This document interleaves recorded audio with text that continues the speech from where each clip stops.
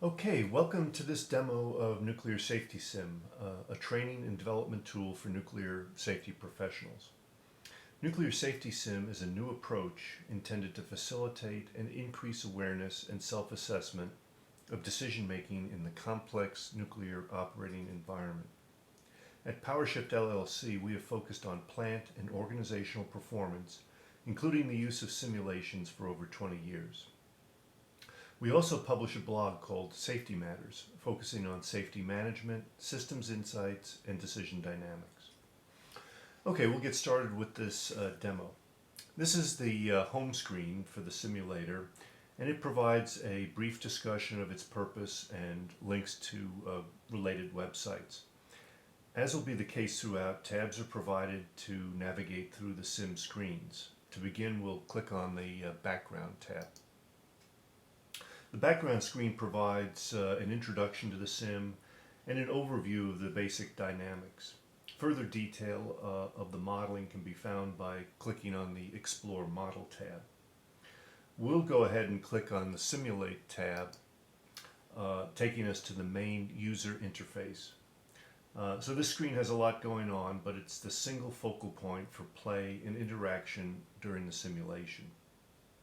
There are two light blue buttons on this screen. Clicking on the Instructions button displays further information on how to interface with the sim. If you click on the red button up here at the upper left, that'll close the text box. Next, we'll click on the Set Initial Conditions button to establish the initial conditions for the run. Each simulation runs for a 5-year or 60-month period. The table includes nominal goals for capacity factor of 90%, cost 500 units, which is 100 units per year, and maintaining the corrective action backlog at 300. The nominal initial value for plant capacity factor is 85%, initial backlog 300, initial resources 500. So each of these can be changed as you see fit, and really changing goals and initial conditions provide the opportunity to create different scenarios and management challenges. Okay, so we'll go ahead and return to the Simulate screen. And first of all, I want to take care of the navigation and sim controls. These buttons are located here under the graph pad, and they allow the user to run, pause, or stop the simulation. And the blue button here is used to reinitiate a sim and reset parameters to nominal values. Now, in order to demonstrate the simulation, I'm going to use a 3-step process. First, I'll share the results of a completed simulation run. This way we can focus just on the results and the user interface. The run uses an automatic selection of issues and decisions occurring every 3 months over the course of the sim. There's no user intervention to manage performance. Second, we'll do a run again with issues and decisions on autopilot, but where the user, in this case me, manages performance through taking resource actions. Last, we'll do the full Monty. We'll analyze issues, we'll make decisions, and we'll manage resources and see how we can do in terms of achieving the goals. So this screen already reflects the results of the first sim run with no active management of resources. The main graph pad here in the center of the screen and the set of sliders to the right provide most of the information on how the sim progressed. The graph pad consists of multiple pages. Page 1 displays sim results for 2 parameters, plant capacity factor and the cumulative outages due to the impact of specific decisions made over the course of the sim. Recall that decisions have the potential to impact performance by incurring outages, additional costs, and/or incremental problems to be addressed by the CAP program. For any graph, clicking within the chart displays the values of the parameters at a point in time. So clicking here at about 60 months shows that the capacity factor has declined from its initial value of 85 to about 81, and the outages that have accumulated from decisions equal 3.3%. If I click on the dog ear here down at the bottom left of the graph pad, I can move between pages. So this page shows performance of the CAP program.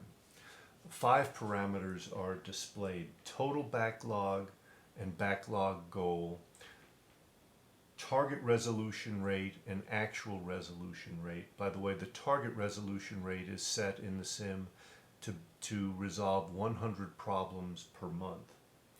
And then the last plot there is of the additional problems that have accumulated to the CAP program due to decisions made during the sim. Recall that the backlog goal also is a constant and is input as an initial condition on the home screen. You can see here that early in the sim, the CAP program is running quite effectively. Backlogs are consistent with the backlog goal. The actual resolution rate of problems matches the target resolution rate. But with time, additional problems are occurring due to decision outcomes, and you can see that those increase here in the second half of the sim. Again, this is without any user input to adjust resources, so these trends just continue. The third page of this graph pad shows cost performance relative to goal. In other words, how is spending trending during the course of the sim relative to the goal of achieving total spending of 500 units. You can see early in the sim it's a little bit below the target rate. Recall everything was performing fairly well towards later in the sim. Cost spending goes up, but since we don't ever adjust the total amount of resources, eventually spending has to be constrained to meet the overall goal, and that's where we wind up. To the right of the graph are displays and slider controls for resources. The purple controls here are for resource allocation to plant, organization, and the CAP program. The nominal values are as shown, which is 55% to the plant, 30% for organization, and 15% for the CAP program. The allocations for the plant and organization can be adjusted using the slider controls. So for example, if I wanted to increase the allocation to organization by a couple of points, I can move its slider control. But you'll note that the allocation to CAP decreased by 2 points, so that, and that happens automatically to maintain the total allocation to 100. So if I didn't want the CAP allocation to decrease, I would have to decrease the allocation to plant, and that would bring CAP back to its nominal value, and basically it would represent the increase to the organizational allocation would have come at the expense of plant. Below here there's another slider control for the user to increase or decrease total resources. Below that are a couple of readouts. One is for the total spending, and this tracks spending during the course of the sim, and then the total incremental costs associated with decisions made during the sim. So you can see here that during the sim about 5.7 resource units were expended due to the impacts of specific decisions made. These resources, by the way, these extra resources for the decisions basically had to come from the total resources available. And since no adjustments were made during the sim, the effect would have been to slightly reduce the amount of resources available to plant, the organization, and the CAP program, even though their allocations remained constant. Thus, as I noted earlier, some of the performance degradation was due to this unseen resource reduction. So what did we learn from this first example of the SIM? Pretty clearly, I think management is important in order to achieve performance goals across a number of different priorities. Management needs to be involved in taking action. Without the intervention, this intervention, performance can just trail off in adverse directions. Secondly, I think it's clear there are a number of moving parts in this system, and the user needs to maintain cognizance of all of these parameters and dimensions in order to be effective in intervening and making management decisions. So before we go on to the rest of the controls for issues and decisions, I'll go ahead and do the second SIM run. This time I'll be the user and provide inputs to manage resources. So let's see how I do. And remember again, the issues and decisions are going to be occurring in the background. So the first thing I'll do is I'll restore the simulation to its starting initial conditions and nominal values. I'll go ahead and I'll click on the Run button, and I'll click through several increments here out to about 12 months or so, and pause here. And we can sort of take stock of what's happening in the SIM as it progresses. In terms of capacity factor and outages associated with decisions, we see really not much going on. Capacity factor has stayed about at its initial value. There haven't been any outages resulting from decisions. The CAP program, both the backlogs and the work-off rates of problems seem to be tracking very well.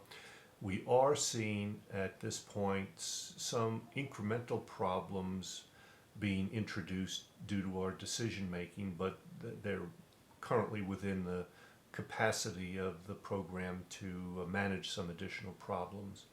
Costs are tracking a little bit below budget due to the generally good performance so far. So now recall that our capacity factor goal is actually 90%. We started at 85. We're still at 85. So given that everything else is tracking consistently with goal, I'm going to go ahead and increase my allocation of resources to the plant by 3 resource units. I'm going to decrease the allocation to the organization by an equivalent amount, because I don't want to impact my resources going to the CAP program, so those stay at 15%.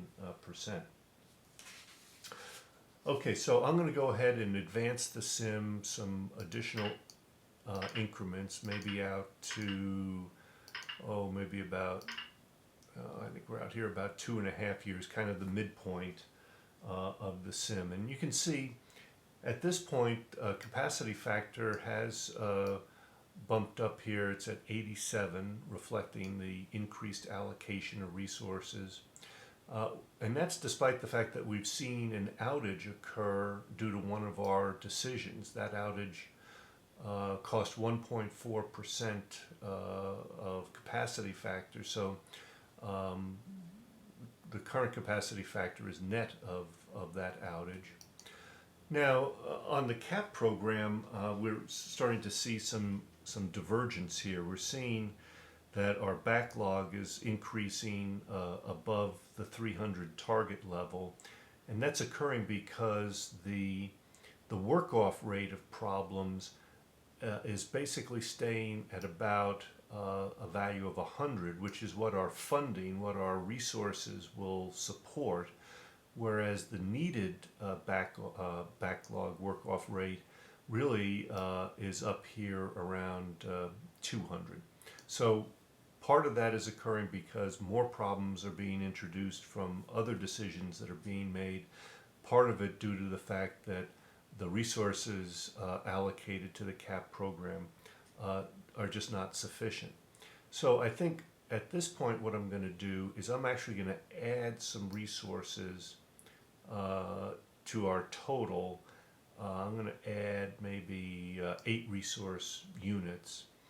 I'm going to leave the allocations the same, so that will actually increase resources to the CAP program, even though its allocation is still at 15, and kind of see how I do with that. I'm going to go back to my first screen here. I'm going to advance the sim, and let's see how we're doing at this point. You can see capacity factor now 89, almost up to our goal. That's good, even though we've incurred another outage, another about 1.5% outage here. Let's see how we're doing on the CAP program. Well, we've had some influence here. We've seen backlogs start to bend here a bit, and the required or target work-off rates start to bend. But really, the gaps are continuing to increase. New problems from decisions continue to increase. So we really have not yet gotten on top of the CAP program. I'm going to go ahead and make one final adjustment. I'm going to reduce the plant to 56, which is still 1 resource unit or 1 percentage point above its nominal allocation. And I'm going to let those resource allocations flow down to the CAP program and increase its allocation to 17%, and see if we can't address the CAP program a little more effectively. So now I'm going to go ahead and kind of step through the rest of the sim. And here we are. You could see that additional allocation to the CAP program really inflected the curves for both backlog and the target resolution rate. And even that's despite some additional problems still coming in from decisions. Our cost profile wound up being about 8 resource units above the target because we added those 8 units. And capacity factor, we might have lost a little bit here at the end because we reduced some of its resources. We still wound up around 87, and we did have one other outage here towards the end. So that's kind of didn't come out too badly all in all. I think it shows some of the challenges involved in managing all 3 dimensions of performance at the same time that decisions that are going on in the background are impacting performance in those same areas. So one other point I might add here is that while we added 8 resource units to our total spending, not all of that went to these priorities because there were some additional costs associated with decisions that were made during the course of the sim, and those totaled out to 5.6 resource units. So some of that additional 8 got consumed by decisions that were going on at the same time. So there's our second part of the demo. I'm going to go ahead and reset the sim to run in a manual mode, and we'll be right back here in just a minute or two. Okay, here we are back with the third part of the demo, and I'm going to go ahead and start the sim again. I'm going to go ahead and click on the run button, and you'll notice that the sim runs for 3 months and pauses, at which time the user has the opportunity to respond to issues and make any resource management actions that are appropriate. Over here at this part of the screen, there's a display box here for the issue, and a number here appears corresponding to the issue number that was randomly selected within the program.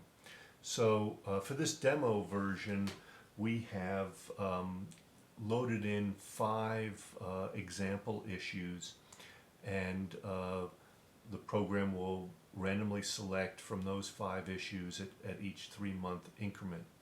Now, in the a full version of the sim, we'd actually probably have maybe 50 issues here, and they would be selected from randomly. With only the 5 examples here in this demo, we're going to see issues naturally repeated throughout the sim. So you sort of have to just take that into account, that that's part of the demonstration. So to address an issue, the user can go ahead and click on its button, and what will be displayed is a description of the plant situation and conditions that have led up to the need to led up to the issue and the need for a decision.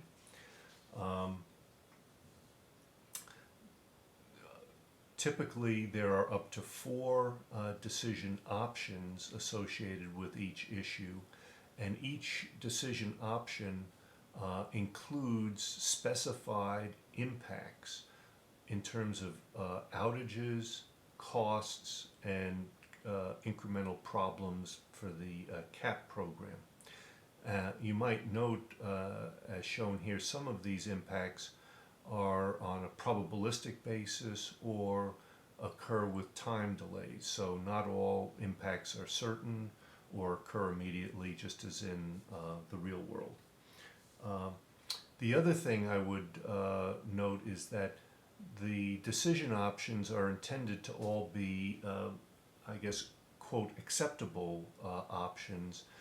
They're not right or wrong decisions. They really reflect greater or less conservatism in the approach to resolving the issue, and they typically have, greater or less or different impacts associated with each of the decision options. So for this particular issue, we're talking about a DC power panel maintenance work order that's going to be performed on an energized panel while the plant is at power. And as you can imagine, there's some delicate operations here to avoid a potential short circuit, and this panel has the potential to trip the plant. And so the decision options reflect different levels of precautions and conservatism in terms of how to approach this task. One option is to proceed with the work is currently being planned to be conducted. Another option is to stop work, prepare a revised work order with additional information on the specific repair processes and job briefings. Another option is to stop work on the panel, declare it inoperable, which triggers an LCO condition, and proceed on that basis. And the last option is to basically stop what's going on, proceed with a planned shutdown of the plant, repair the panel, and then come back up. So those are the different options. In this case, I'm going to go ahead and select option or decision number 2, and I'll go ahead and enter that in the box over here in the table over on this side. The other inputs in the table are for the user's perception of the safety significance of the issue and the level of certainty associated with its safety significance. These parameters are used for interpretation of results but do not directly affect the performance of the sim. Now, I'm going to go ahead on this issue and I'm going to enter, well, it's already here, a 5 for its significance. I'm going to enter a 6 for its uncertainty because I believe that given the potential for a plant trip from this panel and the uncertainties associated with any plant trip, that creates a fairly uncertain risk profile in terms of safety significance. So that, with that would complete the user action on that first issue. At this point, I'm not going to make any adjustments to resources. I'm going to go ahead, click on the run button again. The sim will proceed for another 3 months. A new issue has been selected. Coincidentally, this one is issue number 2. We'll go through the same process. This involves an air handling unit which has displayed some unusual vibration levels. Again, there's 4 decision options here. Continuing normal operations while a new shaft is procured. Another option to basically do that but have increased monitoring of the vibrations. Option 3 accelerates the timing of when the new fan shaft would be installed. And the 4th, a very conservative option, to take a specific outage to deal with the replacement of the shaft. So on this one, I think I'm going to go with decision 1. I found this one to have this issue to have relatively low safety significance, a 3, and I think relatively low uncertainty as well. So I'll enter a 2 for that. Again, we're still fairly early in the sim. I want to just check in. Capacity factor hasn't changed. We haven't seen an outage from our decisions. The CAP program seems to be on track. Costs are a little below target. So I don't think there's any need to take further actions right now. So we'll go ahead, we'll increase again. Now, at this point, just for purposes of the demo, I don't want to take the time to go through an issue decision process for each issue. You'll notice this time issue 4 has come up. I'm going to just input decision 2. Safety significance for this, I think, is about a 4, and the uncertainty, I think, is about a 4. But I just want to step through a number of decisions. And you'll see here, now with some of these decisions, we've started to see some impacts in terms of outages. That's started to bring our plant capacity factor down a bit. We can see some incremental problems creeping into the system, but otherwise the CAP program still doing well. Cost increasing, trending up a little bit. So again, in this situation, I think what I'm going to do is I'm going to just add some resources right now, and not change the allocations, but try to address the capacity factor issue, as well as stay ahead of potential problems that might emerge on the CAP program. Again, for purposes of brevity, I'm not going to go through each individual issue and decision process. I'll just let that occur within the system. And here we are about the midpoint of the sim. We've had more outages. We haven't really been able to improve capacity factor due to those outages associated with the specific decisions. We have been able to keep the CAP program in pretty good shape. Our decisions haven't resulted in a lot of incremental problems, and so that's very good. I think at this point, because of the fact that the plant is taking most of the impact, I'm going to increase its allocation by a couple of points. I'm going to take that away from organization, keep the CAP program where it is, step through some additional issues, check in on the CAP program. You see right here we may be really just at the point where the CAP program may need some additional resources, since we see the impacts from decisions trending up. So I'm going to go ahead and I'm actually going to increase the CAP allocation by reducing org by 1 more point, and see how we do as we go along. Now, here we are, we're at back at issue 2 here, We have a situation where the CAP program, we've added resources, we've increased its allocation, yet we're still diverging a bit from our goals. Our capacity factor is still kind of back where we started. We haven't really been able to make progress here. I'm going to go ahead and take this issue and look at the decision options. This is the air handling unit issue that we had looked at earlier. And when I look at these options, one of the things that might factor into my decision is that some of the options have a more benign impact on performance than others.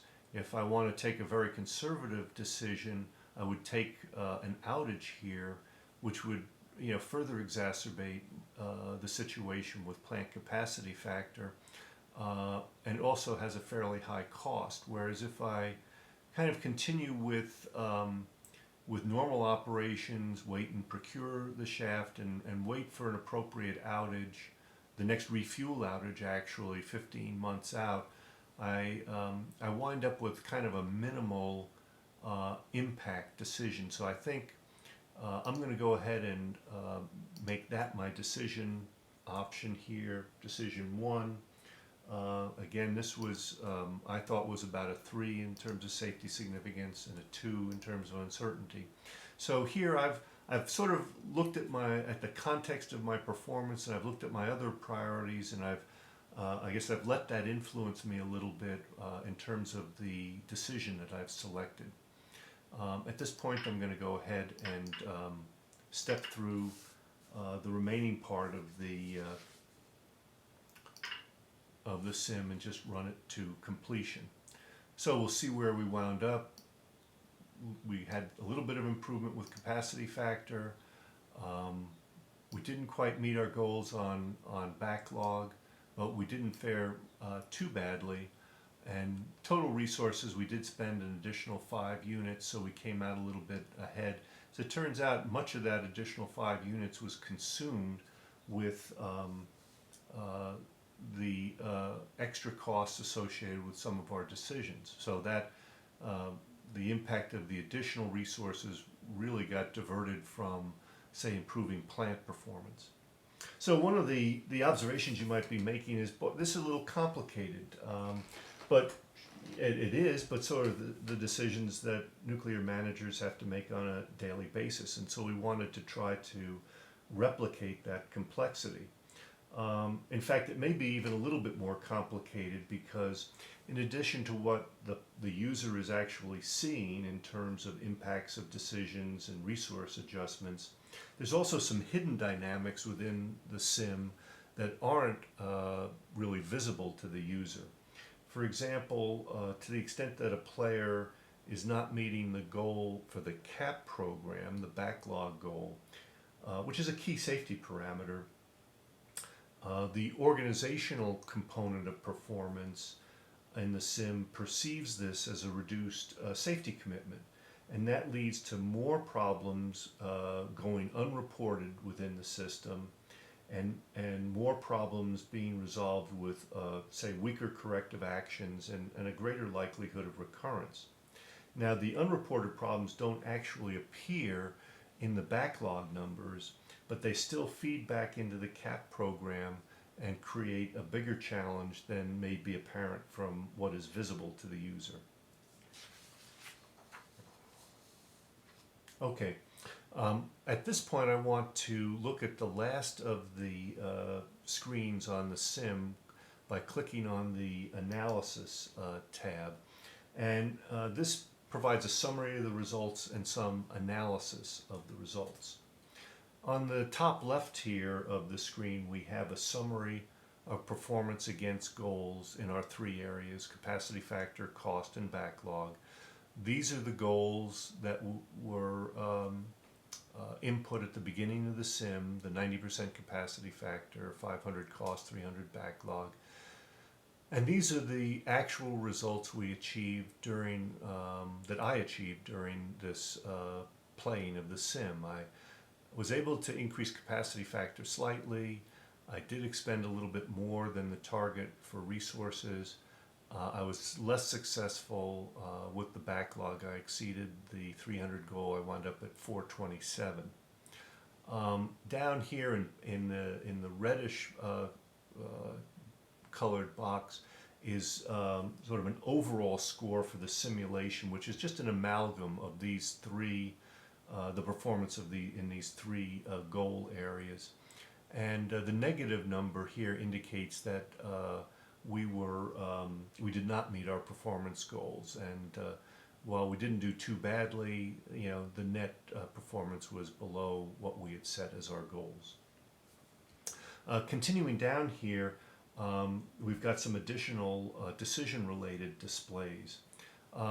This display shows the average decision balance over the course of the sim for the decisions we made. This is the average balance for the decisions I made, and this is the average balance for that set of issues that would be preferred by the organization's senior management. And recall we talked about how that comes about in the slide presentation on Nuclear Safety Sim. Also recall that decision balance sets 0 as kind of the nominal expectation that a decision that the conservatism of a decision reflects the safety significance associated with that issue. And if the decision reflects something somewhat more conservative, you wind up with positive values. Somewhat less conservative, you would wind up with negative values. So my decisions in the example sim were slightly positive, but not quite as positive as the preferred set. Proceeding down here, we have the aggregate impacts of those decisions on spending. Recall we spent additional resource units. On outages, we had almost 8.6% capacity factor impact due to outages over the 5 years. And then additional problems entering the CAP program due to our decisions. So that's kind of an overall summary of those decision-based results. The table here to the right provides a listing versus time of each issue and each decision selection, the safety significance and uncertainty that I assigned to each of those decisions, and then the impacts in terms of cost, cap program, and outages for each of the decisions. So you can track through here and you can look and see, well, gee, for issue 4, I selected decision 2. That had an impact of 0.6 resource units. It had 3.7 additional problems. It actually had an outage impact as well. So that was a fairly impactful decision. And you can track down through the full 60 months of the sim. If you click on the dog ear here, you can also see the results of resource decisions that were made over the course of the sim. The first column indicates any additions or reductions in total resources. And recall that here at 18 months I added that additional 5 resource units, so that's recapped here. And we also made changes in allocations between the 3 priorities, and those are summarized here. So these data can be used to review and discuss the decisions made in sort of a post-mortem mode, the outcomes, and to compare to other players' results and or established benchmarks. In addition, this sim tool allows a particular decision set, such as the ones that I just selected, which led to these specific outcomes, and allows them to be run multiple times to illustrate the range of possible outcomes. Recall that many of the decision options had probabilistic impacts, such as the probability of an outage or the duration of the outage. So the outcome for this sim is just one of many possible outcomes for even the same set of decisions. when you see that, it gives much greater insight into what the true risk profile of the decision set is. Whereas in the real world, the decision maker really only gets to see or gets the feedback of a single set of outcomes. So we think this is pretty handy. The last part of this screen is a chart that provides maybe the opportunity for some of the most interesting perspectives from the sim. The plot shows three parameters: goal pressure in red, and actual decision balance and preferred decision balance. These are plotted versus time as sort of a signature of decision making, and they're designed basically to explore the behaviors and motivations of the decision makers, i.e. the player, myself in this case, and how those decisions might be perceived by others. Recall that we had referred to Nuclear Safety Sim as a serious game, meaning that its objective lies outside of the context of the game itself.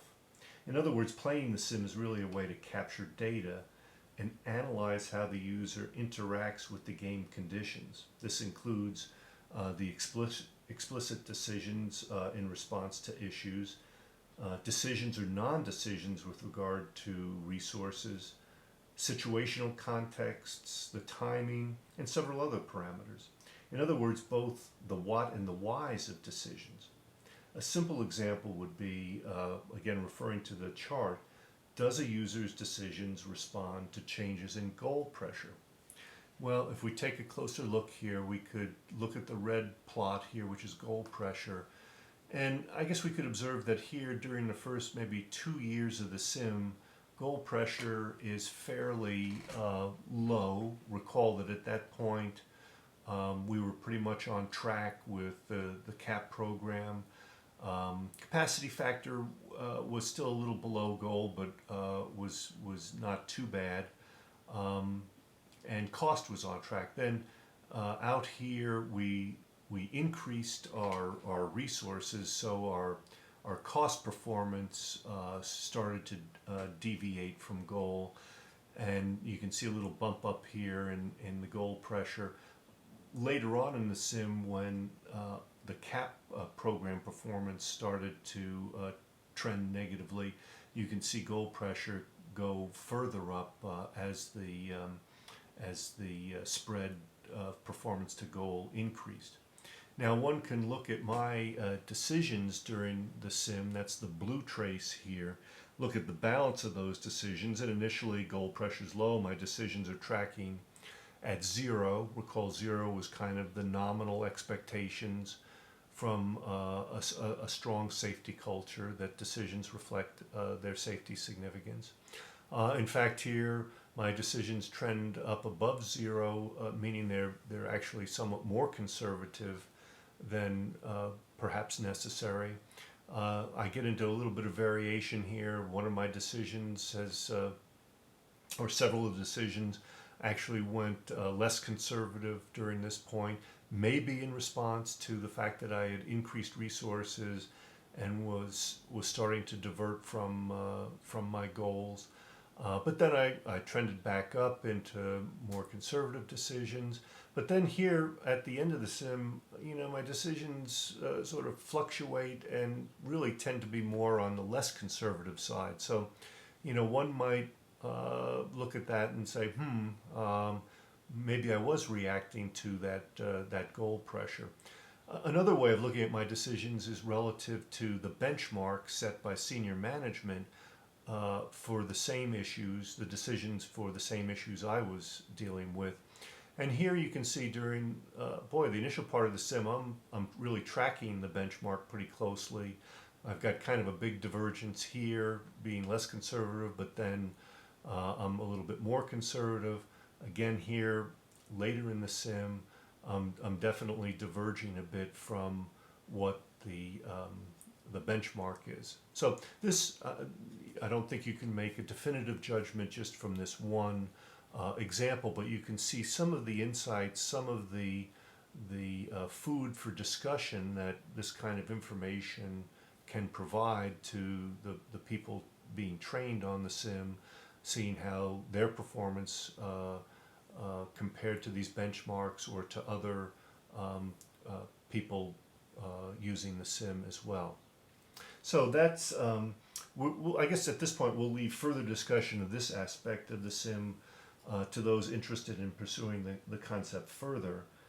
We do hope that this introduction to Nuclear Safety Sim generates more interest and discussion, of these important issues. With that, I'm going to go back to the home screen, and then we'll exit the sim.